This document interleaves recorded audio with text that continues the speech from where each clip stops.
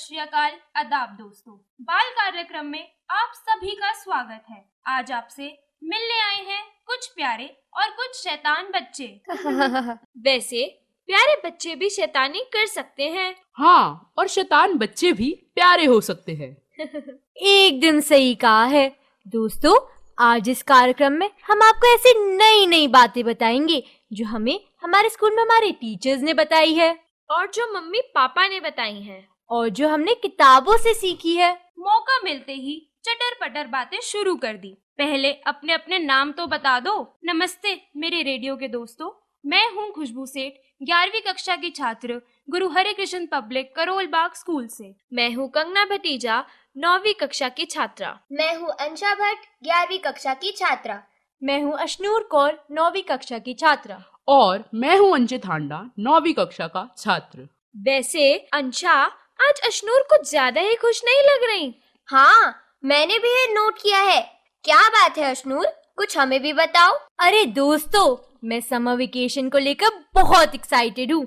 मैं एक कैंप में हिस्सा लूंगी, वहाँ खूब सारी नई नई बातें सीखूंगी, साथ ही कुछ आर्ट एंड क्राफ्ट भी सीखूंगी। सेल्फ डिफेंस भी हमारे लिए बहुत जरूरी है। मैं तो कुछ डिशुम सीखने का प्लान बना रही हूँ। लड़ाकी तो तुम पहले से ही हो, अब मार्शल आर्ट्स भी सीखोगी, फिर तो और भी ज्यादा डेंजरस बन जाओगी। कुछ भी सीख लेना, चाहे कहीं भी घूमने चले जाना, लेकिन ऐसे में हॉलीडे होमवर्क करना नहीं भूलना। बस वो टाइम से कर लेना और प्रोजेक्ट फाइल भी तैयार कर लेना।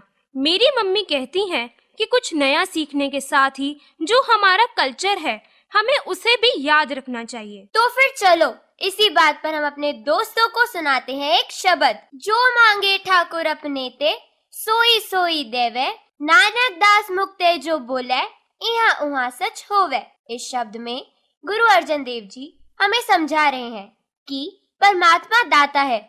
हमारा मन जो भी मांग करता है वह उसे पूरा करता है। नानक जी इस सच को बयां करते हैं जो हमेशा सत्य है। वाहेगुरु जी का खालसा, वाहेगुरु जी की फतेह।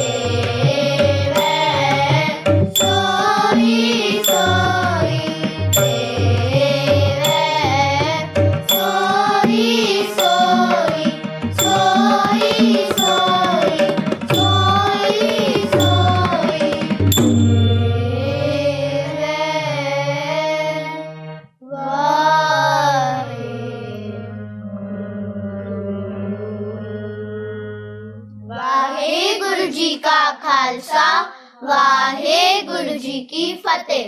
कितना प्यारा शब्द सुनाया हमारे दोस्तों ने, मैं तो खो ही गया। बात तो सही कही। वैसे खोने से याद आया, हमारे पड़ोस में एक भैया को बाजार में रोता हुआ बच्चा मिला। वो खो गया था।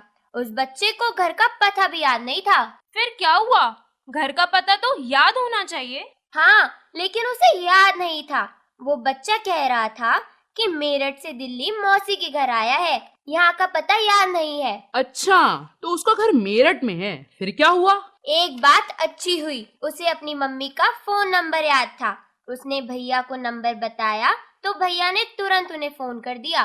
फिर तो वो तुरंत वहाँ पहुँच गई होंगी। हाँ, उस बच्चे की मम्मी, मौसी और बाकी लोग भी सभी उसे ढूंढ रहे थे। शुक्र है, ये तो हैप्पी एंडिंग हो गई। लेकिन हर बार ऐसा नहीं होता, इसलिए सावधानी बहुत जरूरी है। दोस्तों, हम छुट्टियों में कहीं ना कहीं घूमने तो जाते ही हैं। नई जगह का पता अगर याद ना हो तो अपने पास लिख कर रखना चाहिए। कुछ जरूरी फोन नंबर भी याद रखने चाहिए। हाँ, और नई जगह पर अकेले कहीं ना निकलें, वरना इस बच्चे की तरह गुम हो सकते हैं। ये बच्चा भी अकेले ही चुपचाप पतंग खरीदने निकल गया था और फिर खो गया। मुझे पूरा यकीन है कि हमारे सभी दोस्त इस बात को ध्यान में रखेंगे। वैसे जब हम समर वेकेशन की बात करते हैं तब हमें मौसम से जुड़ी और भी बहुत सी बातों का ध्यान रखना जरूरी है। हाँ, खूब तेज गर्मी है, ऐसे में खूब सारा पानी पीना चाहिए। फल और सब्जियां भी खानी चाहिए।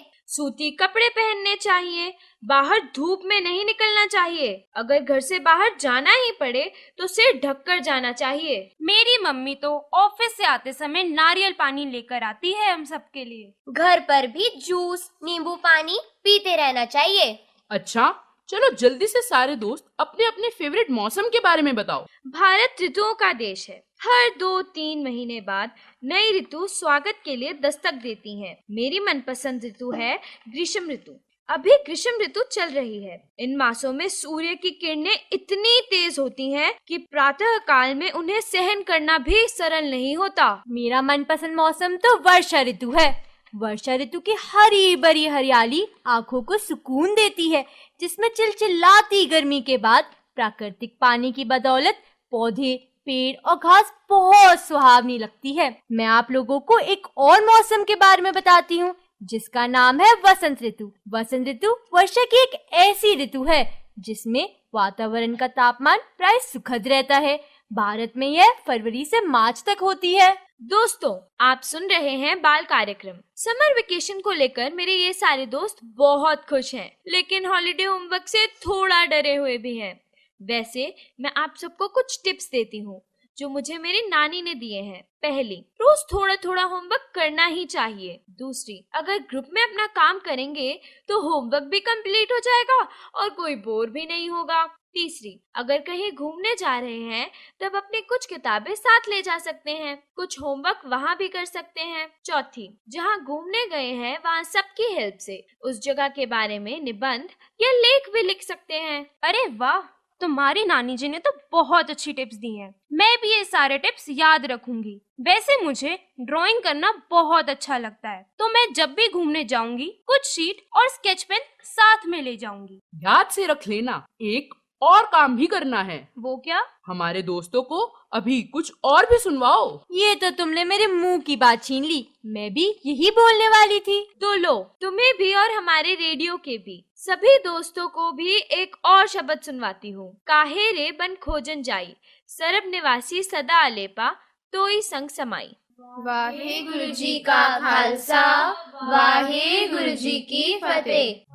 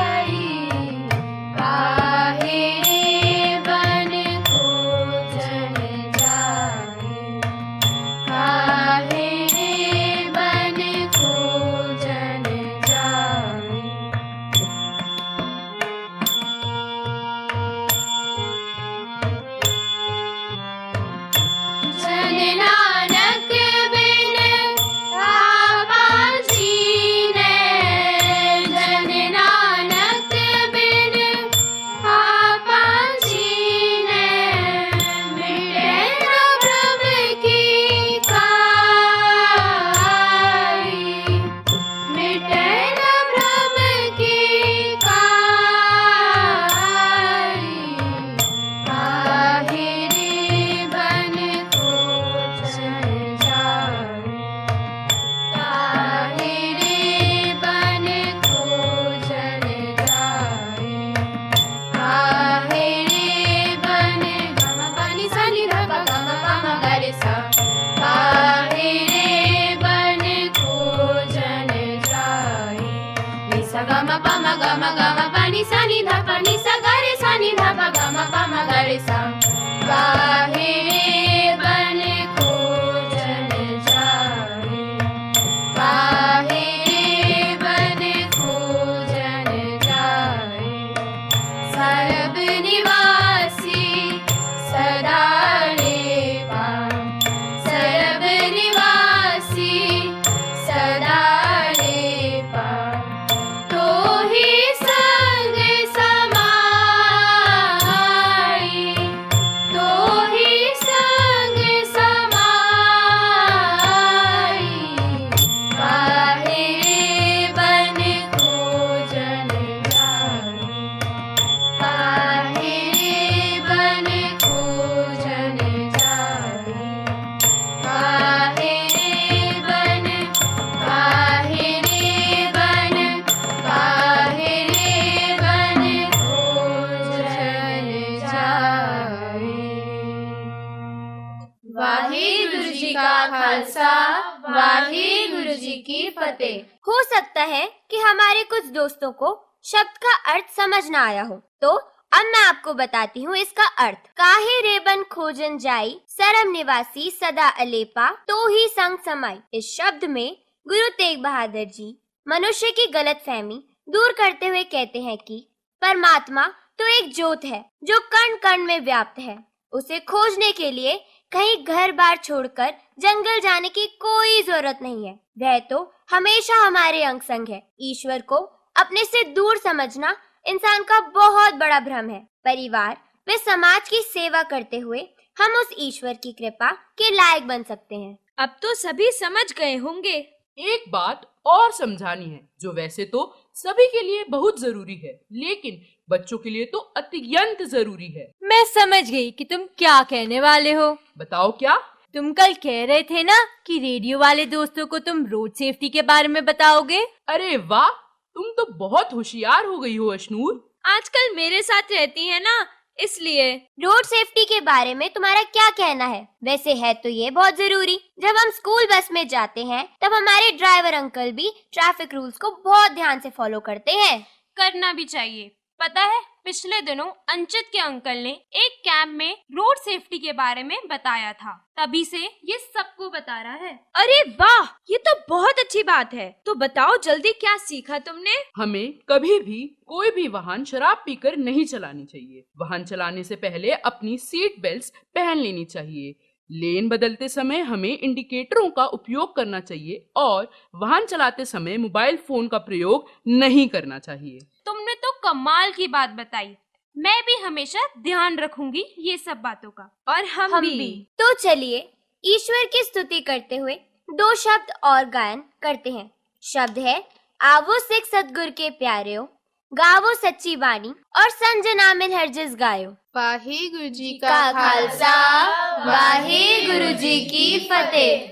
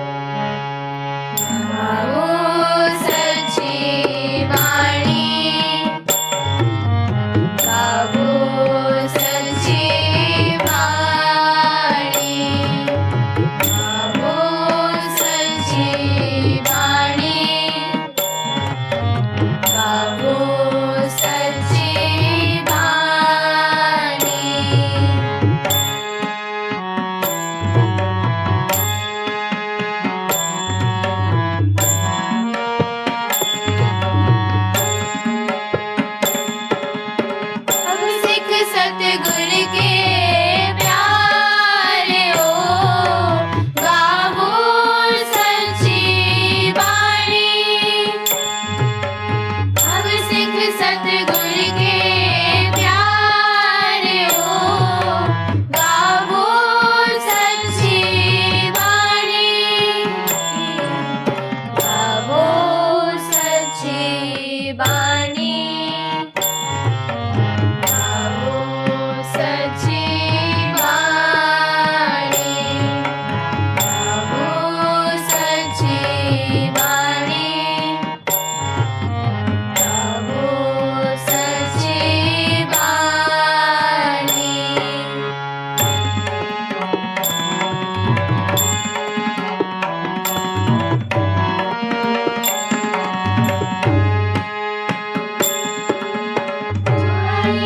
लगावो गुरु केरी वाणी आसे वाणी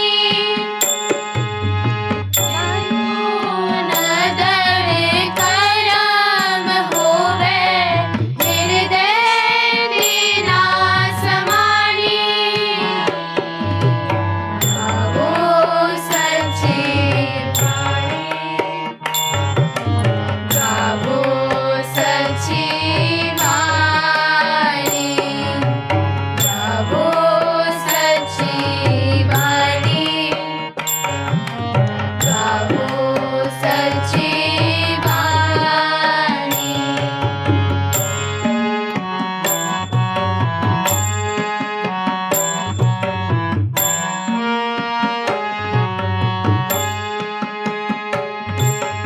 पीवो अमृत सदा हर रंग जपयो सारंग वाणी